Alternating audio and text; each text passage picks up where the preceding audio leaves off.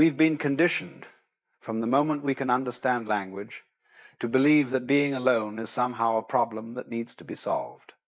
It's treated almost like a disease, a condition to be cured. And I want to suggest to you today that this is one of the most pernicious lies that society perpetuates, because the fear of being alone keeps people enslaved in ways they don't even begin to recognize. Let me start by asking you a simple question. Why is it that when you see someone eating alone in a restaurant, there's this immediate assumption that something must be wrong? Or when someone chooses to live without a partner, society immediately begins to worry about them, to pity them, to suggest that they must be lonely, must be missing out on something essential. What is this extraordinary prejudice against solitude? The answer, I think, is quite simple and quite disturbing. Society doesn't want you to be comfortable alone, because a person who is genuinely at peace with solitude is a person who cannot be controlled. Let me explain what I mean by this. You see, the entire structure of our civilization is built on making people dependent on external sources for their sense of well-being. The economy needs you to believe that happiness comes from purchasing things. The entertainment industry needs you to believe that fulfillment comes from constant stimulation. The institution of conventional relationships needs you to believe that you are incomplete without another person. And all of these systems fall apart the moment you discover that you are fundamentally complete as you are. A person who is comfortable being alone is a person who doesn't need to buy things to fill an inner void. They don't need constant entertainment to avoid facing themselves. They don't need to desperately cling to relationships out of fear of being by themselves. In other words, they are useless to a consumer society. They cannot be manipulated through their loneliness, their boredom, their sense of inadequacy. And this is why, from the earliest age, we are taught to fear solitude. Children are constantly encouraged to play with others, to socialize, to be part of groups. And while there's nothing wrong with social interaction in itself, what's interesting is that we never give equal emphasis to teaching children how to be content in their own company. A child who prefers to play alone is often viewed with concern. Parents worry, is something wrong? Why isn't my child more social? As if the capacity for solitude were a defect rather than a skill. Now, I'm not suggesting that human beings should become hermits, or that social connection isn't valuable. That would be absurd. We are, after all, social creatures in many respects. But what I am suggesting is that there's a profound difference between choosing to be with others from a place of wholeness and clinging to others from a place of fear. And our society has systematically destroyed our ability to tell the difference. Let me put this another way. When you cannot bear to be alone, when you need constant company, constant noise, constant distraction, what is it that you're running from? You're running from yourself. You're running from silence. You're running from the voice inside your own head. And society encourages this flight, because as long as you're running, you're consuming, you're conforming, you're remaining safely within the boundaries of what's expected. But here's what society doesn't want you to discover. Solitude is not loneliness. These are two entirely different states of being, though our culture deliberately confuses them. Loneliness is a feeling of lack, a sense that something is missing. It's painful, it's anxious, it's desperate. But solitude, true solitude, is something else entirely. Solitude is fullness, it's completeness. It's the recognition that you don't need anything outside yourself to be whole. The mystics have always understood this. The great spiritual teachers throughout history have regularly withdrawn into solitude. The Buddha sat alone under the Bodhi tree. Jesus went into the desert for 40 days. The Taoist sages retreated to their mountain hermitages. And why did they do this? Not because they hated people, but because they understood that in silence and solitude you can hear what gets drowned out by the constant noise of society. In solitude, you discover who you actually are beneath all the roles you've been playing, beneath all the masks you've been wearing. You discover what you actually think rather than what you've been told to think. You discover what you actually want rather than what advertising has convinced you to want. You discover your own rhythm, your own pace, your own nature. And this discovery is absolutely terrifying to a system that depends on your conformity. Think about it this way. Imagine a person who genuinely enjoys their own company, who finds their own thoughts interesting, who doesn't need external validation or constant social proof to feel valuable. This person is not going to spend money they don't have on things they don't need to impress people they don't like. This person is not going to stay in a toxic relationship simply because they can't face being alone. This person is not going to accept a soul-crushing job just for the status or the ability to afford a lifestyle that's supposed to signal success to others. A person comfortable with solitude is dangerous to the established order because they have found the secret that society works very hard to keep hidden. You don't need most of what you think you need. You don't need the constant approval of others. You don't need to fill every moment with activity and noise. You don't need to define yourself through your relationships, your possessions, your achievements. You are already something, someone, complete in yourself. Now, let me address what I think is a common misunderstanding. When I talk about solitude, I'm not talking about isolation. Isolation is imposed from without. It's a cutting off, a rejection.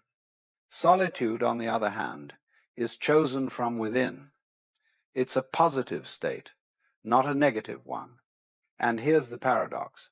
It's only when you're truly comfortable being alone that you can have genuine relationships with others. You see, when you need other people to complete you, to make you feel whole, to give you a sense of identity, your relationships become transactions. You're using people to fill a void, and they're using you to fill theirs. There's a kind of desperation to these connections, a clinging quality, and this is what passes for love in our society, this mutual dependence, this shared fear of being alone. But when you're genuinely complete in yourself, when you've learned to be at peace in your own company, then your relationships become something entirely different. They're no longer about need. They're about choice, about genuine appreciation, about sharing rather than taking. You're with someone because you want to be, not because you're afraid not to be. And that changes everything. This is why the people who are most comfortable alone often have the deepest, most authentic relationships. They're not desperate. They're not needy. They're not trying to extract something from you to fill their emptiness. They're already full, and they're simply sharing their fullness with you. Can you see the difference? Society tells you that you need to be in a relationship to be complete, that you need friends to be happy, that you need constant social activity to have a meaningful life. But these are all variations on the same lie, the lie that you are somehow insufficient as you are. And the moment you buy into this lie, you become controllable. You become someone who can be sold products, sold lifestyles, sold the idea that happiness is always just one purchase, one relationship, one achievement away. But here's the truth that nobody wants you to know. The capacity for solitude is one of the greatest freedoms you can develop.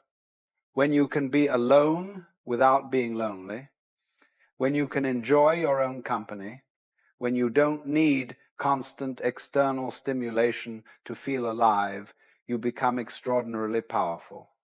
Not powerful in the sense of having power over others, but powerful in the sense of being free from the manipulations and expectations of society. Let me give you a practical example of what I mean. Consider how much of your behavior is driven by the fear of what others will think. The clothes you wear, the opinions you express, the life choices you make. How much of this is authentically yours, and how much is performance for an imagined audience? When you're truly comfortable being alone, this external audience loses its power over you. You stop performing. You start living. And this is frightening to society, because society depends on everyone playing their assigned roles, following the script, wanting the same things, pursuing the same goals. A person who steps out of this game, who doesn't care about impressing others, who isn't driven by social pressure, who can sit quietly in a room by themselves and be perfectly content, this person is ungovernable in the most profound sense. Now, I want to be very clear about something. I'm not romanticizing loneliness. Forced isolation, especially over long periods,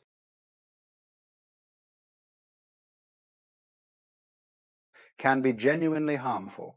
Human beings do need connection, but there's a world of difference between healthy connection and desperate dependence, and our society has lost the ability to tell the difference.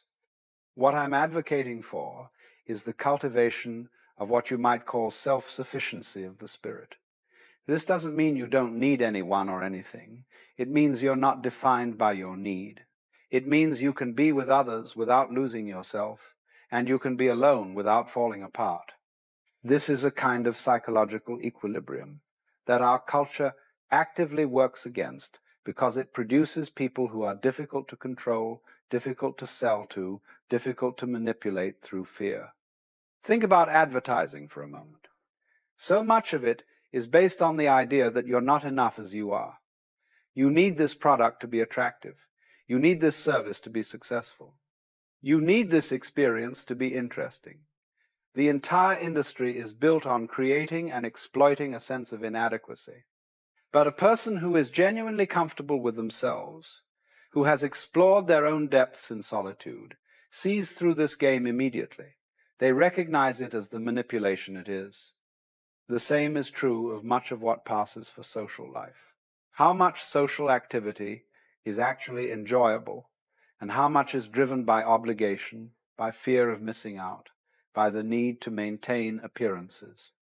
When you're at peace with solitude, you become very selective about how you spend your time and energy. You stop doing things just because you're supposed to. You stop seeing people just because you feel obligated. You start making choices based on what actually nourishes you, not what looks good to others. And here's where it gets really interesting.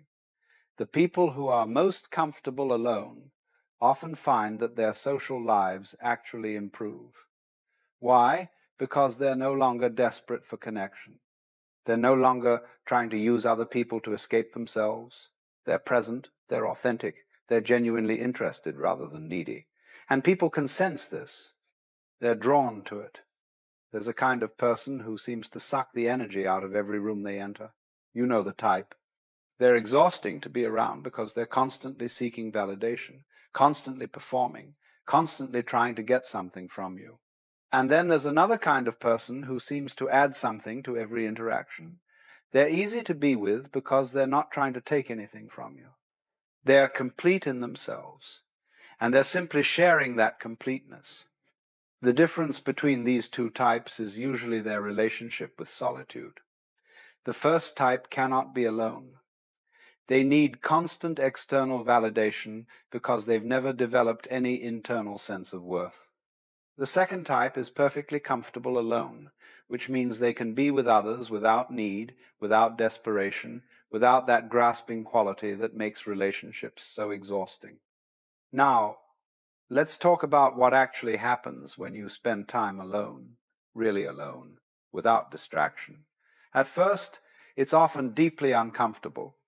You start to notice all the noise in your head, all the anxiety, all the things you've been running from. This is why most people can't stand it.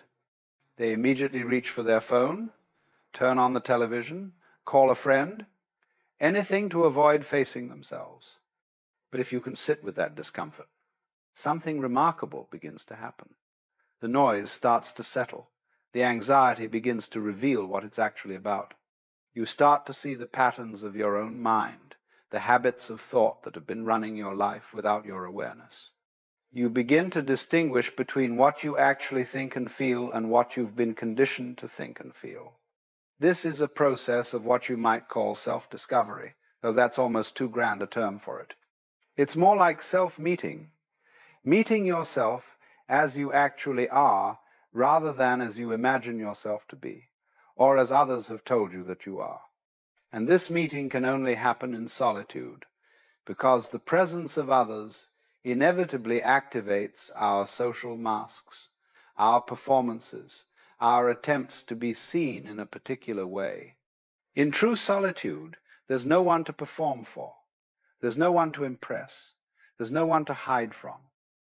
You're just there with yourself as you are. And this can be terrifying because you might discover things about yourself that don't match the image you've been maintaining. You might discover that you don't actually like things you thought you liked. You might discover that you've been living someone else's life, pursuing someone else's dreams, playing a role that was never really yours. But this terror is also the doorway to freedom, because once you see through your own illusions, once you recognize the ways you've been lying to yourself, you can start to make different choices. You can start to live more authentically. You can start to align your outer life with your inner truth. And this alignment is what we might call integrity, in the literal sense of being integrated, whole, not divided against yourself. Society doesn't want you to have this integrity because integrated people are difficult to control. They know what they want and what they don't want. They know who they are and who they aren't. They can't be easily swayed by trends or peer pressure or advertising. They make their own decisions based on their own values, not on what they think will make them look good to others. And here's another thing society doesn't tell you about solitude. It's where creativity happens. All the great works of art, literature, music, philosophy, they don't come from committee meetings. They come from individuals who spend time alone with their thoughts, who allow ideas to develop without constant interruption, who can focus deeply without the fragmentation that comes from constant social stimulation. But our modern world is designed to make this kind of deep focus almost impossible. We're encouraged to be constantly connected, constantly available, constantly stimulated. The idea of simply sitting and thinking has become almost quaint, something from a bygone era. And yet this capacity for quiet contemplation is essential for any kind of deep thought, any kind of meaningful creation, any kind of genuine insight. When you're constantly bombarded with other people's ideas, other people's opinions, other people's content, you never have the space to develop your own. You become a kind of echo chamber, repeating what you've absorbed rather than creating something new. But in solitude, in silence, your own voice has a chance to emerge. Your own thoughts have space to develop. Your own creativity can unfold. This is why dictatorships and totalitarian regimes have always been so afraid of solitude.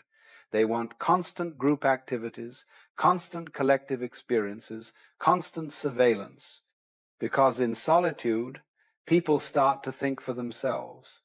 They start to question the official narrative. They start to remember who they are beyond their assigned role in the collective. And our modern society, while not overtly totalitarian, has achieved something similar through different means. We've created a world where solitude is practically unavailable. Even when we're physically alone, we're not really alone. We're checking our devices, consuming content, staying connected. We've lost the art of simply being with ourselves, of sitting quietly without any particular agenda. And the result is a kind of spiritual poverty, a sense of emptiness that we try to fill with more and more external stimulation. We're hungry for something we can't name, so we try to satisfy it with consumption, with entertainment, with constant activity. But the hunger remains because what we're actually hungry for is ourselves, for a sense of our own presence, for the experience of our own being. Solitude offers this. It's not about being lonely or isolated. It's about being present to yourself, about coming home to yourself. And when you do this regularly, when you make space for genuine solitude in your life, you discover something extraordinary. You discover that you are enough. You don't need all the things society tells you that you need. You don't need to be constantly doing, constantly achieving, constantly seeking approval. You can simply be, and that being is sufficient. This is the great secret that society doesn't want you to know. Because if you realize you're enough as you are, the entire machinery of manipulation falls apart. You can't be sold products that promise to complete you. You can't be controlled through fear of social exclusion. You can't be pressured into conforming to expectations that have nothing to do with who you actually are. A person who has discovered their sufficiency through solitude is truly free. Not free in some abstract philosophical sense, but free in a very practical way. Free to make choices based on what actually matters to them. Free to walk away from situations that don't serve them. Free to be themselves without apology or pretense. And perhaps most importantly, free to genuinely connect with others. Because true connection only happens between two people who are already complete in themselves. When two empty people come together, they don't create fullness. They create a complicated dance of mutual need.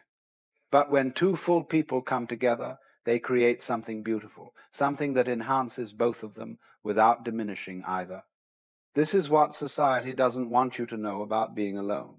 That it's not a problem to be solved, but a gift to be received, a space to be cherished, a practice to be cultivated. That the capacity for solitude is the foundation of all genuine freedom, all authentic relationship, all creative work, all deep thought. So I encourage you to experiment with solitude, not as a punishment or a duty, but as an exploration. Spend time alone without distraction. Sit with yourself. Listen to the silence. Get to know who you are when no one else is watching. You might be surprised by what you discover. You might find that you're actually quite interesting company. You might find that you've been running from the very thing you most need to find, which is yourself.